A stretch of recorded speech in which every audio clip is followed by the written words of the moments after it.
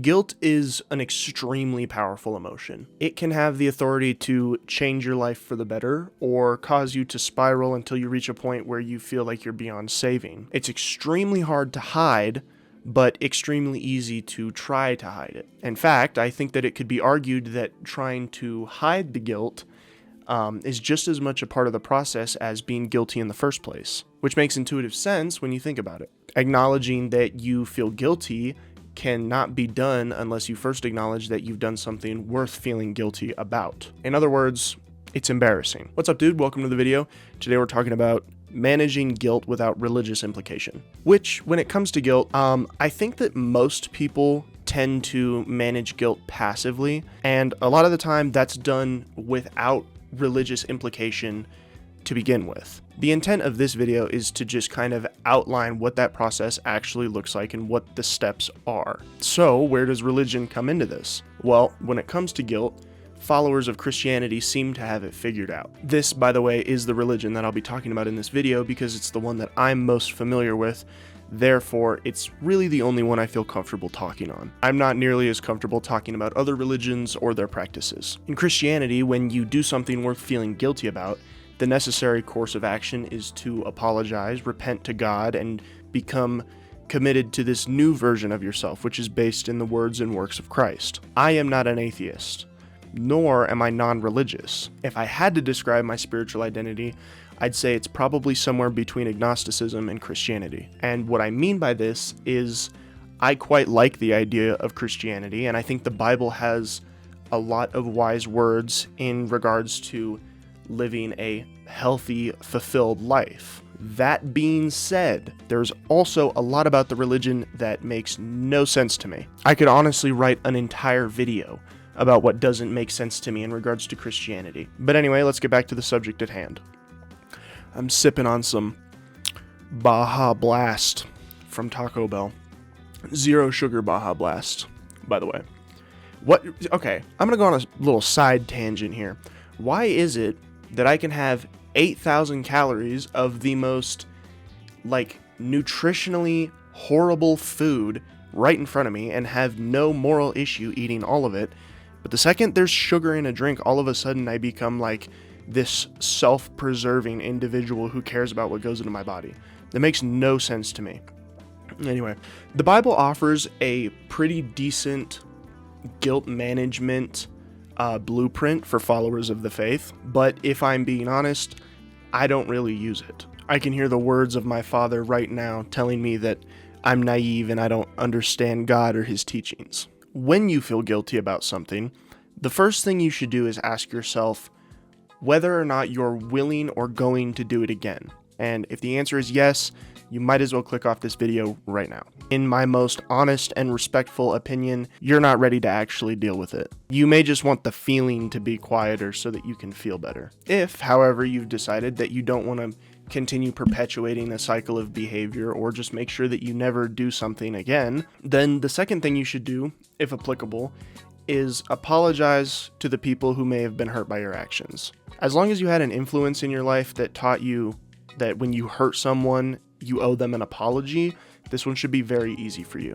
And I'd like to point out how much harder it is to harbor guilt when there are actual, real social implications. So this one kind of goes without saying. Even still, if you haven't done it yet, and you need to, you should. However, there's a pretty good chance that the heaviest guilt that you hold is something only you know about. That makes things a lot harder because the only person you have to make things right with is yourself, which is often the harshest judge of character that there is. That much should really be kept in mind when it comes to dealing with guilt. You may need to offer yourself some grace. Ask yourself if the action that caused the guilt makes you a bad person, and be brutally honest. This is not a self-help question that's designed to make you feel better about yourself or your behavior. And it's also not a small question, so take it seriously. Does the action that caused the guilt actually tip the scale and make you a bad person?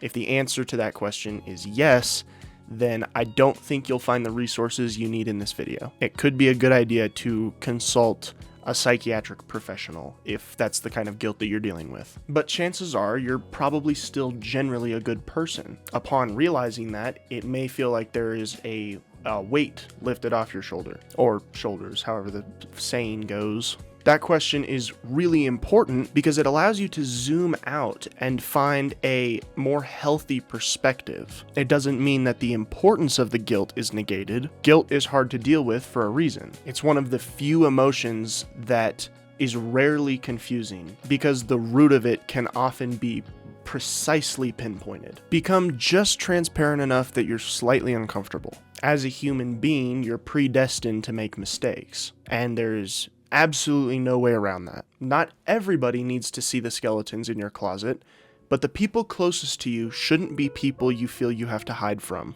If they are, you should probably consider surrounding yourself with different people. And I realize that's kind of like an old head take, like the whole be careful who your friends are because you will become them trope, which I think is very overdone, but unfortunately it's true. I have been extremely blessed with my friends. My buddy John, who I'm sure is watching this right now. Hi, John.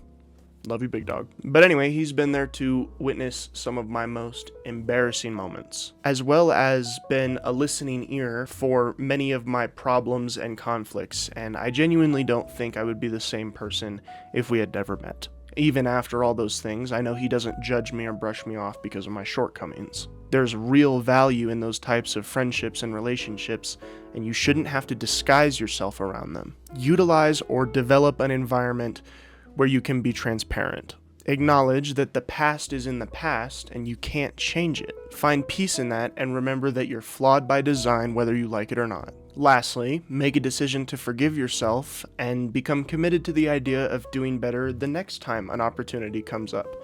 Because it will, and all you have to do is be ready for it. Accept that which you cannot control and make peace with that you cannot change. Obviously, guilt and the behavior that creates it is a very complex topic, and I am not someone who is fit to give real psychiatric advice. If the guilt you hold is bigger than this video, remember that you have resources, whether that be the help of a professional or just someone close to you.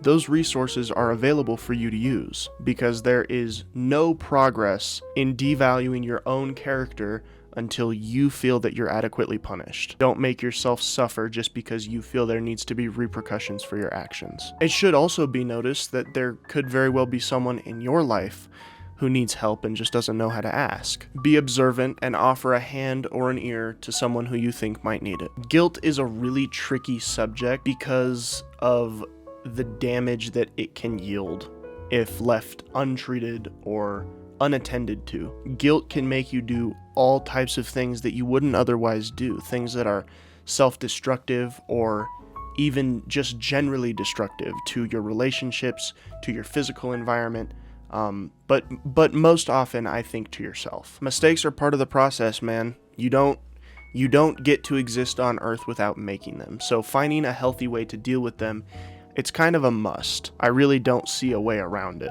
So anyway, if this video helps with that, and I really hope it does, you can go watch some of my other videos. I'm kind of posting a bunch of random shit right now.